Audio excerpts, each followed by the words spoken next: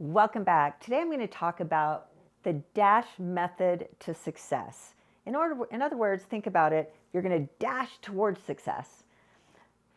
A few years ago, I was at a conference, and at this conference, it was a Jim Quick conference, which is a personal coach and mentor of mine.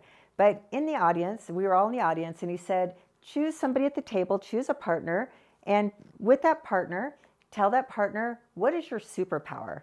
And I got these butterflies in my stomach, and I thought, I don't know what my superpower is. I'm just a normal person. I don't know. And when I thought about it, it reminded me years back before that one of my employees had said, Krisstina, what your superpower is?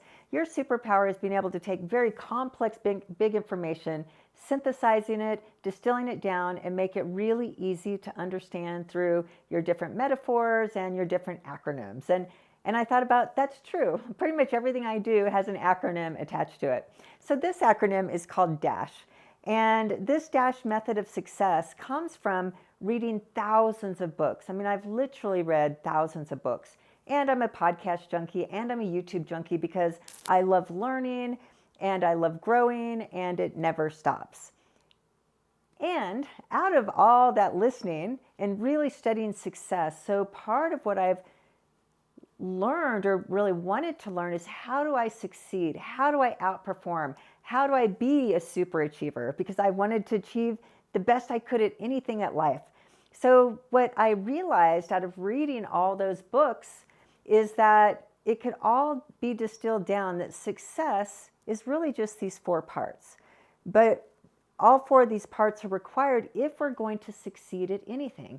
So this is very fundamental. So we can apply it if we want to succeed in our marriage, if we want to succeed in our business, if we want to succeed at that marathon, if we want to succeed at our finances, for example.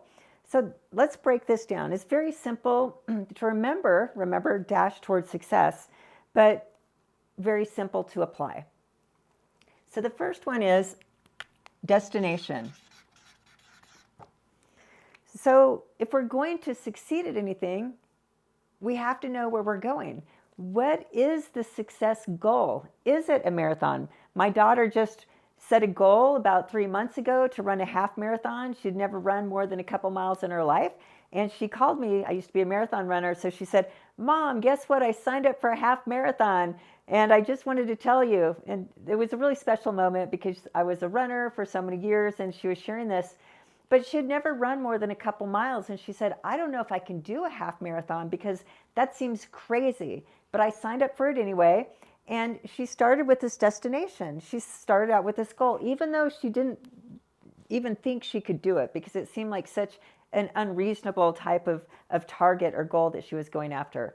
But that's the destination. Did she finish her half marathon? Last weekend she did. And it was something to celebrate because it was a goal that she set, meaning this destination. She didn't even know how she's going to do it or if she could do it, but she achieved it. So that was her success. She succeeded at completing that half marathon. But would that ever have been an option if she didn't say, I want to run a half marathon? So we always have to have a destination. And I mean, it seems obvious, but let's say when it comes to business, I work with coaches and entrepreneurs and all the time. That's who my clients are really. And I'll say, what size of business do you want? Or how many students or clients do you need? And they'll be like, I don't know exactly. So they're going and doing all this work without saying, what size of business do they want to create? What's the destination? What's the goal? So our business needs a destination. When it comes to our personal finances, there's even fewer goals when it comes to personal finance. So with all my students that go through my classes, but before that I'm having a conversation, I'll be like, what are your financial goals? Like, give me clear financial goals that are set targets and you want to achieve those and you want help to achieve them. And very few out of the thousands of people I talk to every year, a very small percentage have any idea of what destination they want. So that's the first part of success. So if we want financial success, and let's just say in this case, we want to be a millionaire, then it can't be vague. We have to say, I want to be a millionaire. It's a stake in the ground. It becomes a commitment and it's clear. Now, just like Macy's half marathon, she had no idea how she was going to achieve it, but she had to set the goal first. So you might be in the same place, like, hey, I'm in debt right now. Why would I even set a goal to become a millionaire? Because it seems so far-fetched and I have no idea how I'm ever going to do it. But again, just set your target and set your goal. And we have to create our future first. Like, we create our future first and we bring it to our present. If we don't do that, then we just drift and life takes us wherever we want to go. So we're going, the destination gives us the direction so we know that we're not going to go in circles, for example. So that's D for dash, the D in dash for destination. Now the second one here is Atlas. So in Atlas, I just created the word Atlas to make this acronym work.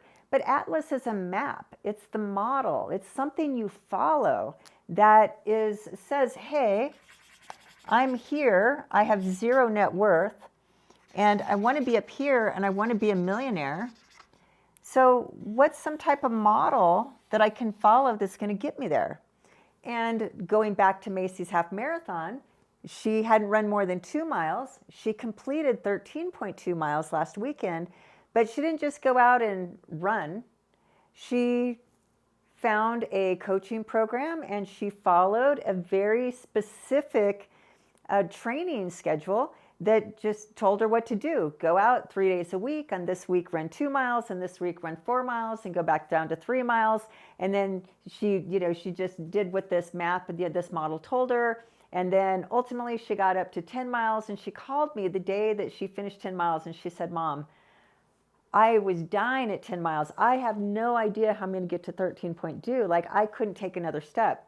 But when she went through this whole training program, they know how people are going to feel when they haven't ever run that type of distance before. And ultimately, that model got her to the finish line. She didn't just go out and wing it, in other words.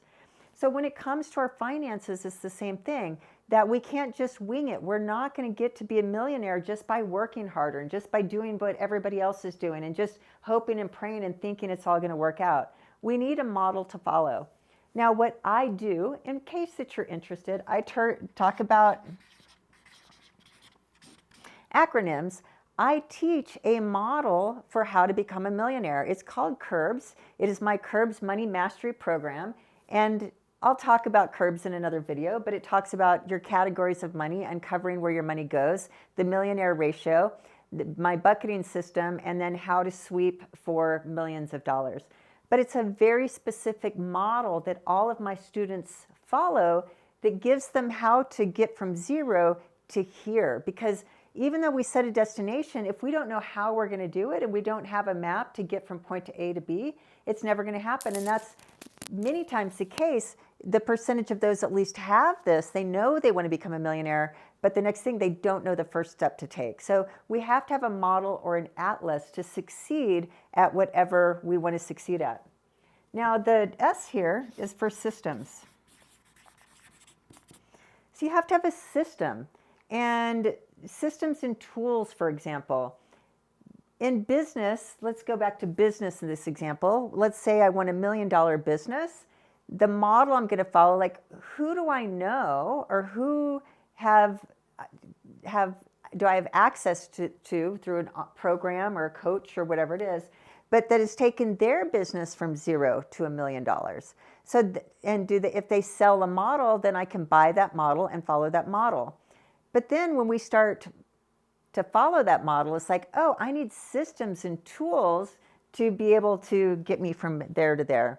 So you have to find the right systems. In business, what is business? Business is a bunch of operating systems, SOPs, standard operating procedures, and there's the different tools and technologies that we use. But these are the things we use to get us from here to here. This is the map that we'll follow, but this might be the car that we drive. You know, we can get from A to B following a Google map, and we have different systems or tools, but one could be our legs and our body. That's the system or tool. One could be a scooter, another one can be a car, and one could be an airplane. So there are different options, but ultimately you're going to have to use something to be able to get from one place to another. And, with Macy, going back to her example, she had to get specific socks, and she got specific running shoes, and she got some orthotics, and she got clothes that, that she could wear in different weather conditions. Those were all systems and tools that she was using to help her achieve her goal. But we need systems. So when it comes to money, what I teach my students, I teach them, for example, the system that we're going to use is this Curbs methodology, but then we're going to combine that with QuickBooks. And we're going to use QuickBooks Online because the system is going to be a very exact financial system that you're going to use to manage your money, because I'm going to teach you how to manage your money to go from $0 to $1 million using a very specific type of system. So it's the model, the methodology, the system, and whatever maybe different tools, a calculator or something that you might need to get you on this path of financial success. So that's the systems. Now, something that I heard many years ago, but that it really struck with me, is that what overwhelm is when we feel overwhelmed. Overwhelm is a systems problem. So that's when I find myself overwhelmed, but I really, these days, I don't too often reach a place of overwhelm. Sometimes that happens. But the reason why is because I've learned this, that the more systematized I am, the less overwhelmed I am, the more pre-planned and systematic. And that's why I just don't have a lot of overwhelm, because I'm kind of pre-thinking what I'm going to do, how I'm going to divvy up my time, what needs to accomplish, and what systems I need to help me do that. Even something as simple as making sure everything I need to do is on a Google Calendar. That's the system. So if we're overwhelmed, it usually means we don't have enough systems, or our systems aren't working for us. But that's systems. And then the final one here is habits. So we need to create that habit. If we go back to the Macy example, she had her destination, that 13.2 miles. She had her training program that she followed that told her what days to run and how far to run, and even kind of what time she might be going for. Then we talked about the different systems and tools that she was using to make sure that she could succeed. Wrong size shoes, she's going to get blisters, and it's maybe going to keep her from achieving that goal, for example. So what systems and tools that we need? But then there's that habit piece. Then it's like you can do all of these three parts. You can set the destination. You can buy the program that you're going to follow. You can buy the shoes and all the tech and things you need here. But now what's the final part? You have to go do something. She had to get her butt off the sofa and had to get out and run. And guess what? Running wasn't always fun. One, she had never been a runner, so she had to get used to this new thing that was really painful and get over that discomfort of running distances. And so she couldn't quit. She had to create a habit to keep going running that 3 days a week, even when she didn't want to. There were days when it's really crappy weather, but guess what? The crappy weather was an excuse for her not to go out and do her training and create that running habit that was required to get her from A to B. So our habits and practices, this is the action. This is where it takes us from infobesity and just taking in more knowledge and puts it into the place where we're going out on the field. We're going out and we're trying it. Macy might not have succeeded on that goal. Anything could have happened, but she definitely wasn't going to succeed if she didn't follow all four parts. But it's just getting out there and creating those habits and getting the run and being in a little bit of pain and being sore, but doing it anyway. So we have to create those habits and practices. It's being on the field, it's doing the work, it's being in action. And there's no guarantee of success, but there's a guarantee of absolutely no success if we don't get on the field and do the practice and do the push-ups, do the laps, do the miles. So we need all four of these parts. And when we're going to succeed at life, we start with the destination, we follow models, we figure out the best systems and tools to use. But then it's about creating practices, like uncommon practices. It's doing the work that others don't do. And what's important about this is that there's no other way to succeed. How we outperform everybody else is by different habits. I'm going to use this YouTube, for example. So at the beginning of the year, I made a commitment this destination or commitment that I wanted to create a YouTube channel. I was terrified, didn't want to be in front of the camera. I still get the butterflies every time we say go when I record these videos. But that was the destination. I want a YouTube channel with so many thousands of subscribers. Now that sounded crazy. It still sounds crazy. Why? Because to date of this video, I think there's 1,050 subscribers or something. So if I want 100,000 subscribers, that's like Macy going from 0 to 13.2. I mean, I had 0 and now I have 1,000, but I want 100,000 subscribers. It sounds crazy, but again, crazy is okay, but that's the destination. Then the second part here is the model. I don't know how to go to 0 to 100,000 subscribers. I have no idea. I didn't know the first thing about YouTube as far as, producing YouTube and creating subscribers. Didn't know. So what's the next thing I did? I went out and I found different models, those that say, hey, this is what you need to go from 0 to 100,000 subscribers. I'm like, all right, maybe I'll buy that. But really looked at the different options and who are the coaches and mentors that can really help me, guide me. No need to reinvent the wheel. And that's what I did. Purchased the coaching program, purchased all the education, the technology. There's a light there, there's a camera there, bought the whiteboard, bought a lot of stuff, which then goes to here is what are the systems and tools that I need? Well, part of the system is that we need to record so many videos, we need this type of equipment. That required a financial investment, but we needed a content calendar as part of the system. We needed all these systems, SOP, like what happens from who writes the content to the editing and how often do we post. That's all a standard operating procedure now of my business. It's something that didn't exist before I set this destination. And now the habits and practices. Could have done all of that, but it's like, okay, I have to get in front of this camera twice a week, and it's creating that habit of recording 2 videos per week. It gets done no matter what. I do these videos even when I don't feel like it, and believe it or not, every Friday that comes when I record these videos, in my head I'm thinking, I don't know, can I put this off till next week? I'm not feeling it. Or today, what if I look like an idiot? Or I don't even know if I have anything to say. All those thoughts and feelings hit, but again, because I've made this commitment, I'm going to hold to it, then I'm going to stick by the habits and practices. And ultimately, when I'm looking at those that have succeeded at YouTube, what's caused them to succeed isn't so much that they're brilliant content writers. There's a lot of brilliant content out there. It's not even necessarily that they're brilliant editors. The editing's pretty amazing. It's intimidating to me, all these great edited YouTube videos. Amazing. But it's not that's created their success. What created their success was the consistency, that they kept showing up, kept doing the work, even when it looked like it wasn't growing or even when they didn't want to, they stayed consistent. And that's the difference between success and succeeding at any category in life and not. So I'll close this out by saying these are the 4 parts. But if we want to succeed and be happy, then if we're not going to do this on our own, many times what's required is having a coach. And it's crazy. What's so great today is there's coaches for everything. But we need coaches. We need accountability. We need mentors. We need leaders. We need examples of what's possible because they started at 0 and went to 100,000 subscribers. So we need those success examples. So all of this to say that I think you're here for money, money advice and some business advice and content, but also to know that I have a coaching program. So I teach money mastery. I'm a money coach to teach you how to become financially successful, following basically this DASH method.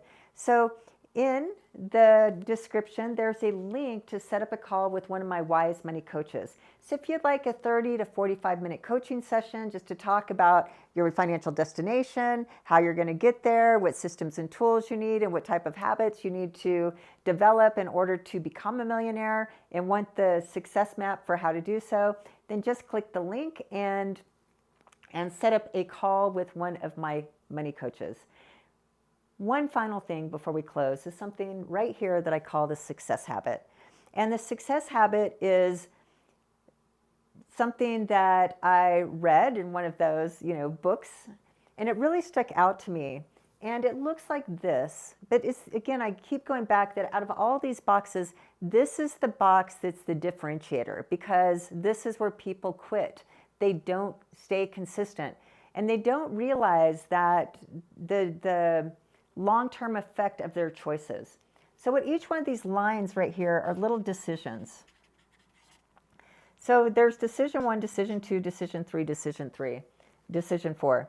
And so what happens is that the way we're geared is we're not geared towards our future. We're geared towards our present moment, what we want and how we feel, like our emotions right in the moment. And these little habits, what happens is they're decisions in the moment. So it's the decision of, do I go to McDonald's? Or the decision that I'm going to go exercise, for example. What happens is that we can make these decisions, like I'm going to go exercise 3 days a week. And in here, instead, this bottom one is I'm going to eat at McDonald's 3 days a week. So what's going to happen is these little day-to-day decisions, there's no difference between kind of the good habits and the bad habits. There's no negative outcome or positive outcome. So you're exercising 3 days a week and you're not really seeing the weight come off. And you're like, why the hell am I doing this? And you're down here and you're eating 3, I don't know, Happy Meals per week, and you're not seeing weight go on. So there's no difference. You're not noticing anything. So it's really easy to give up or just to not know the consequence of continuing on these success lines. So this positive habits is over here. You reach a point where those exercising 3 days a week, for example, you start to know some benefits. It's like, wow, I'm getting stronger. Wow, I lost 5 pounds. Wow, I have more energy. And just a little bit noticeable. Over here, all of a sudden, you hit the same spot, but you put on 5 pounds. Put on 10 pounds, for example. So this is where they start to separate these habits. But again, these day-to-day decisions don't show up until much later on. And that's why when we understand the habit curve and we know it's consistency that gets us to the success that we ultimately want. So finally up here, this is where we're healthy, we're happy, we're in shape, all the things where maybe, we run our half marathon or whatever the outcomes and the desires and the dreams we're looking for. Down here though, if we keep these negative health habits, then we're 30 pounds overweight and maybe we have diabetes and we have no energy. But this could be years out.